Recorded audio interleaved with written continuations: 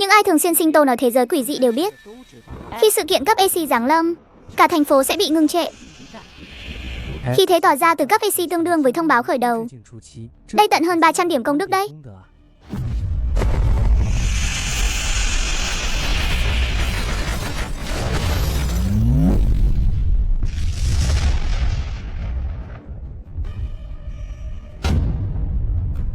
Đừng có xử lý luôn như vậy chứ. Đây là một chiêu của quỷ dị cấp AC, mà chỉ dùng đúng một chiêu. Giết Trường Sinh không quan tâm đến sự kinh ngạc của họ. Hư ảnh của anh từ trên không trung đáp xuống bên cạnh Dạ Vô Danh, trong mắt tràn đầy vẻ lo lắng. Xin âm thần cứ yên tâm, tôi đã thông báo cho nhân viên y tế của cục. Họ sẽ đến ngay thôi.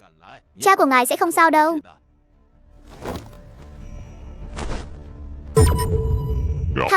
Tha mạng, chúng tôi chỉ làm theo lệnh thôi. Dạ âm thần, hai kẻ này cứ giao cho chúng tôi.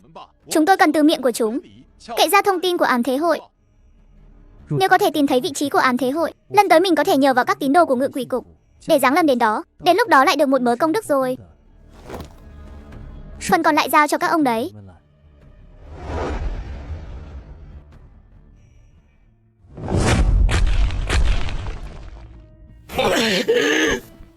Đáng chết, thật đáng chết. Món quỷ khí cấp AC này vậy mà bị một đòn của vị thần đó đánh cho nứt tóc ra rồi. Nếu vị thần đó muốn đuổi theo thì mình không tài nào thoát được. Ngài ấy vốn không phải thực thể mà con người có thể đối kháng. Sức mạnh của ngài ấy, ý chí thuần khiết, sự áp chế tuyệt đối, giống như khắc tinh thiên bẩm của quỷ dị vậy. Nhiệm vụ thất bại rồi sao? Hội trưởng, vị thần đó đã giáng lâm rồi. Ngài ấy chỉ mất một chiêu đã khống chế được tứ chi của Cơ Hoang. Quỷ dị cấp Anh trước mặt ngài ấy, đến tư cách phản kháng cũng không có. Cơ Hoang, anh ta bay màu rồi. Mất thế nào? Là do tôi xử lý.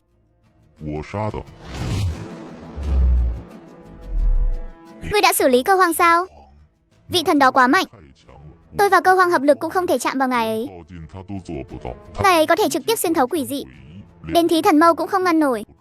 Tôi phản đoán nếu tiếp tục đánh tiếp, cả hai chúng tôi đều sẽ ra đi tại đó. Nên tôi đã dùng Cơ Hoang để chắn một lát, tranh thủ thời gian để chạy thoát. Vậy là ngươi hy sinh một thư ký để tự mình quay về. Tôi là vì muốn bảo toàn thực lực. Hội trưởng, nếu lúc đó tôi cũng mất luôn, ám thế hội sẽ tổn thất tận 2 thư ký. Đó mới thực sự là thảm họa. Hơn nữa trước khi đi, tôi đã kích nổ tứ chi quỷ dị trong cơ thể Cơ Hoang. Các quỷ dị cấp Anh thôn phệ lẫn nhau, đã dung hợp thành cấp AC rồi. Cấp AC ư? Đúng vậy, vị thần đó đã xử lý quỷ dị cấp AC. Nhưng ít nhất chúng ta cũng tiêu hao được một phần sức mạnh của ngài ấy. Lại là một hồi im lặng. Kẻ soán ngôi biết rằng hội trưởng đang cân nhắc hy sinh một thư ký để đổi lấy thông tin về vị thần đó, liệu có đáng hay không? Nói tiếp đi. Nhưng việc giáng lâm của ngài ấy dường như cần điều kiện nhất định, không phải lúc nào cũng xuất hiện được. Và ngài ấy dường như rất để tâm đến Dạ Vô Danh. Còn gì nữa không? Hư ảnh của ngài ấy sau trận chiến đã mờ đi, có vẻ như tiêu hao rất lớn. Sức mạnh của ngài ấy không phải là vô hạn.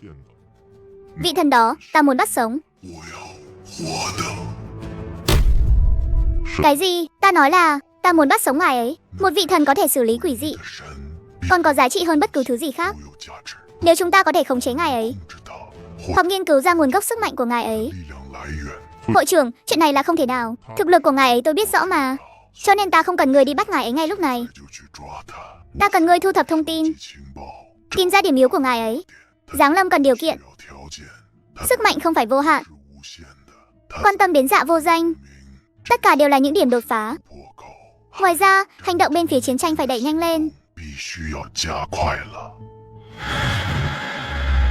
Hội trưởng của mình điên rồi. Xử lý quỷ dị đúng là có thể nhận được công đức. Hơn nữa số lượng quỷ dị ở Lam Tinh nhiều hơn hẳn so với yêu ma ở thế giới này của mình. Ám thế hội, Minh Phủ, tên của hai tổ chức này mình đã nghe vô số lần trong lời cầu nguyện của các ngự quỷ giả. Nếu có thể tìm thấy cứ điểm của chúng, là một đợt giáng lâm xuống đó, công đức chẳng phải sẽ đổ về ào sao? Diệp Trường Sinh thu lại dòng suy nghĩ, thần thức hướng về phía xa. Triệu Vô Địch đã rời khỏi trấn Lạc Hà. Anh ta nhìn thấy vùng đất bị tà khí xâm thực đó. Với thực lực hiện tại của Triệu Vô Địch, đối phó với dăm ba con tà vật thì còn được, nhưng hàng trăm con cùng lúc ập tới thì chỉ có nước bị xé xác, phải nghĩ cách thôi.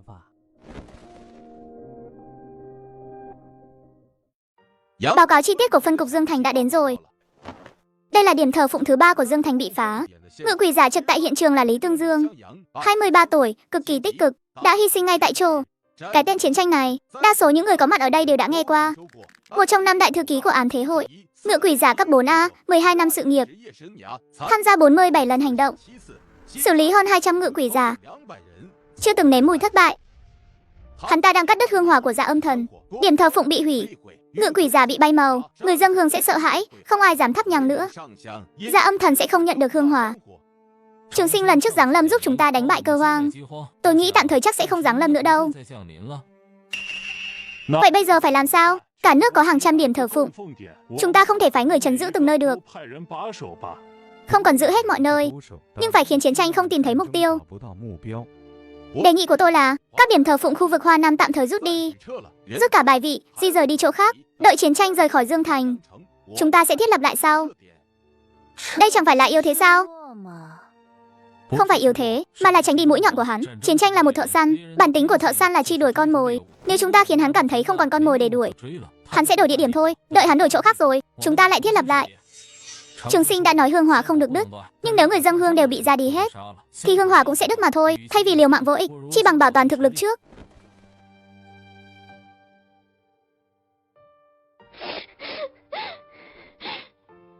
Lát nữa cha mẹ của cậu ấy đến, cậu giúp chúng tôi tiếp đón một chút nhé. Anh Trần, anh nói xem Dạ Âm Thần có đến không? Cái gì cơ? Ý em là Dạ Âm Thần có giúp chúng ta trả thù không? Lý Tương Dương mới có 23 tuổi thôi. Tháng trước cậu ấy còn nói với em rằng đợi dành dụm đủ tiền sẽ về quê kết hôn. Dạ Âm Thần lần trước giáng lâm đã giúp hơn 100 ngự quỷ giả trên cả nước. Bộ trưởng Triệu đã nói rồi, ngài ấy cần thời gian để phục hồi, ít nhất cũng phải nửa tháng nữa. Nửa tháng? Lý Tương Dương không đợi nổi nửa tháng đâu. Diệp Trường Sinh đã cảm nhận được rồi, biến động hương hỏa bên phía Lam Tinh không phải tăng lên, mà là đang giảm đi. Các điểm thờ phụng ở Hoa Nam bị phá hủy, người dâng hương đã mất, hương hỏa tự nhiên cũng bị ngắt quãng. Tiến độ nạp năng lượng của lưỡng giới bản mới chỉ được 3 phần. Theo tốc độ bình thường, ít nhất phải 10 ngày nữa mới có thể giáng lâm lần nữa. Nhưng hương hỏa đang giảm dần, tốc độ nạp năng lượng sẽ ngày càng chậm đi. 10 ngày có thể biến thành nửa tháng hoặc lâu hơn. Bỗng nhiên, Diệp Trường Sinh cảm nhận được làn sương mù màu xám đen lại lan rộng thêm một vòng, đã áp sát ra bên ngoài trấn Lạc Hà rồi. Chuyện ở Lam Tinh tạm thời mình chưa quản được, nhưng chuyện bên này không thể trì hoãn thêm nữa.